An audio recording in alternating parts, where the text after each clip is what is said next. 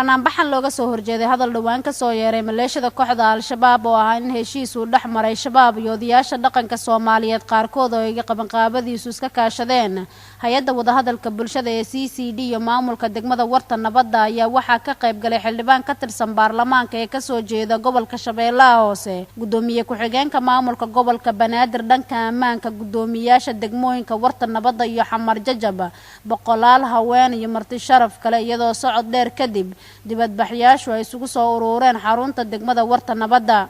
caaqil xasan cilmi yaxya oo kamid ah odayaasha dhaqanka Soomaaliyeed ee ka qayb galay banaanbaxan ayaa waxba kama jiraan ku tilmaamay heshiis uu dhex maray shabaab iyo odayaasha dhaqanka wuxuu tilmaamay in marnaba aanay heshiis la gali doonin maleeshiyada kooxda al-shabaab balse maleeshiyadu ay wado dadaal ay ku hananayso kalsoonida shacabka kaas wajira ma wadacay caleen waa wuxuu sheegay لما نهشي دونه نوح قرطا أرنتاس هذا وحن وضنا قالن قابو شروينا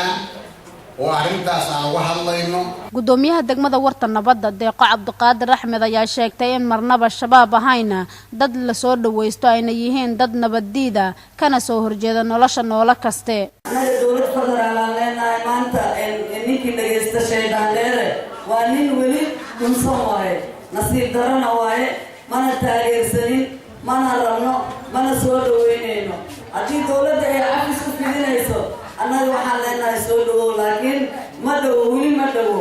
asagoo tabarta ka dhamaatay wuxuu keenay inuu qabiilada Soomaaliya inta kala qaado dhowreeyay gudoomiye ku-xigeenka maamulka gobolka Banaadir dhanka ammaanka Warsame Maxamed Xasan Warsame Joodax ayaa sheegay in al-shabaab ay yihiin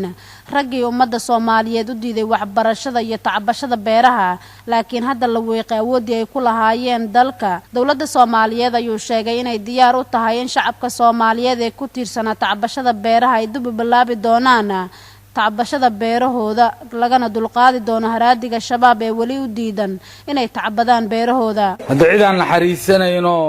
aan dadkooda iyo dalkooda midna u naxariisanayna waxaan rajaynaynaa inayan anuna naxariis nagu arkayn saarnamaba dhex taalo dadkeena ay dilaan mar walba madaxa ka gooyaan cabsiyaan nolol u diideen nabad u diideen inay waxbartaan u diideen inay tabcadaan u diideen inay ganacsadaan u diideen waxaan rajaynaynaa insha Allah in dawladdeenu ayaan dhibkaas oo nagu sii socono dhulkii tacabka